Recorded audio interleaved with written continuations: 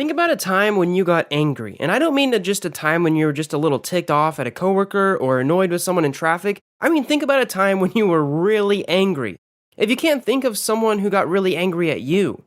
Anger is a common human emotion, but it can spiral out of control very quickly.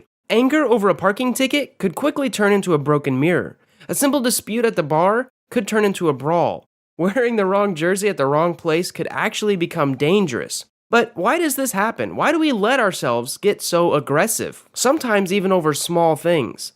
These moments of extreme anger may feel uncontrollable. Sometimes people black out due to anger and commit acts that they would not have otherwise committed in a calmer state. There are certain states that allow passion to actually be a defense strategy in court. And is this human nature or something that can be controlled and done away with? Well, there isn't just one answer. Psychologists have three main theories of aggression that attempt to explain why we become aggressive and whether that behavior can actually be changed.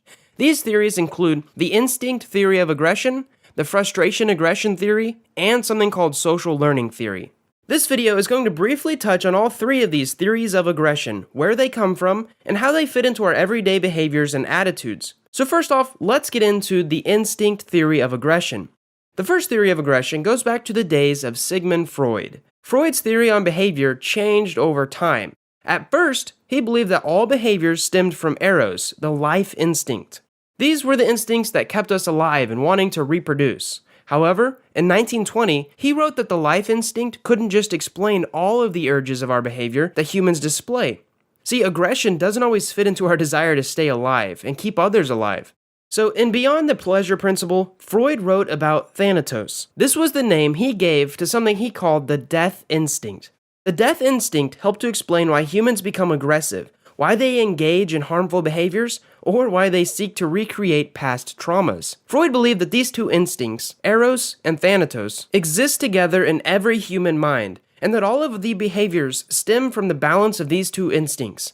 Now, this may explain why we take out anger on others. Even if this anger or aggression is initially directed inward, eros overpowers thanatos. In an effort to keep ourselves alive, the aggression is then directed outwards. So what did Freud propose that we do about these instincts? Well, not much.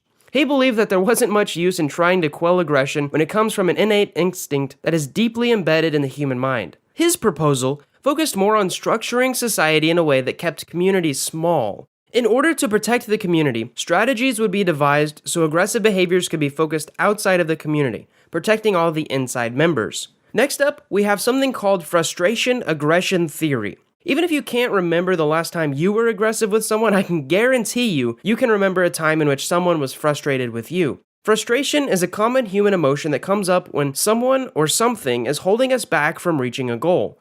The goal could be as simple as finishing an essay or as complicated as answering life's most profound questions. So the frustration aggression theory simply states that aggression stems from frustration. Frustration is likely to turn into aggression, but it doesn't have to if that person has higher levels of self-awareness or better self-control. So without going too in-depth on this theory, let's go over a study on frustration aggression theory. Aggression doesn't have to be directly used against the thing that a person is frustrated about. Once the goal is achieved and the frustration subsides, the aggression may still be present.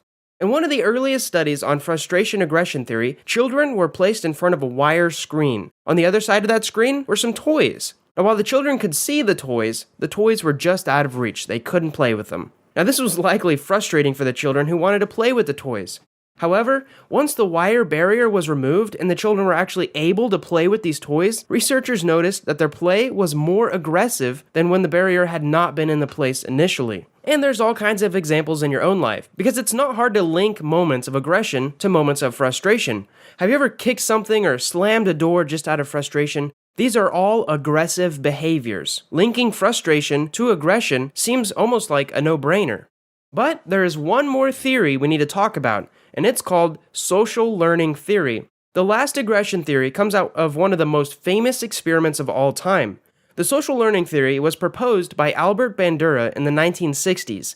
Now, Bandura is mostly known for his Bobo doll experiment, which attempted to explain how children actually learn aggression from an early age. He proposed that aggression is simply a learned behavior. We see other people doing it. Children exert aggression simply because they're imitating whatever they have seen. So, here's a quick overview of how the experiment went down. Children were put into a room with an adult, some toys, and a large Bobo doll. And if you don't know what it is, a Bobo doll is one of those like inflatable clowns that always bounces straight back up whenever you hit it. So half of the children in this experiment sat in a room with the adult as the adult gently played with the toys, displaying very little aggression. The other half, however, sat in a room with an adult and the adult aggressively hit or kicked the Bobo doll. Some of these adults actually used explicit language or even hit the Bobo doll over the head with a mallet. So what did we find? Well, the children were then separated from the adult and placed in a room alone with more exciting toys. And after a few minutes, those toys were taken away in purpose to try to upset the children. All of the children were then taken to a third room where there was a Bobo doll.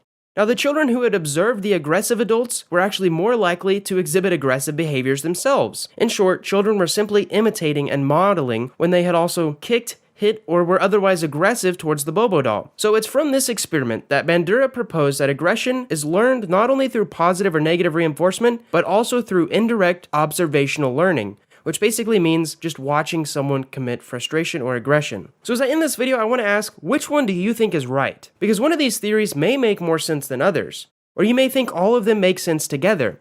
Well, right now, there's really not a right or wrong answer to the question of why we get aggressive. Frustration could have easily played a part in the Bobo doll experiment, along with a child's death instincts. But that's the fun of studying psychology. There's always more to learn and more questions to answer. I want to thank you so much for watching this video on the theories of aggression, and if you have any questions at all, feel free to leave a comment below. Also, I want to encourage you to check out the other videos in my social psychology series. I've learned a lot about how the human mind works, and I would love to share it with you. Thanks for watching!